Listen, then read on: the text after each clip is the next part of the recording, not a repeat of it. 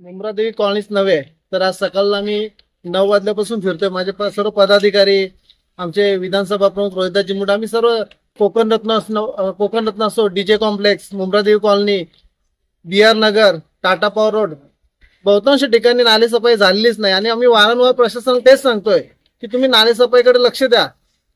जे आज दिव्यात गोरगरीब राहतात त्यांचे संसार उद्ध्वस्त होत आहेत.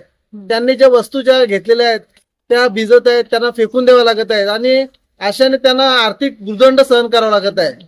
माझी आयुक्तांना एक विनंती आहे की इथले सहाय्यक आयुक्त असो, इथले स्वच्छता निरीक्षक असो, नालेसफाई ठेकेदार यांच्यावर कारवाई करायलाच पाहिजे. आणि त्यांना जे ठेकेदार आहेत त्यांना ब्लॅकलिस्टमध्ये टाकून त्यांना यापुढे कोणतेही ठेके दिले नाही पाहिजे, अशी आमची शिवसेना उद्धव बाळासाहेब ठाकरे पक्षातर्फे एक मागणी आहे.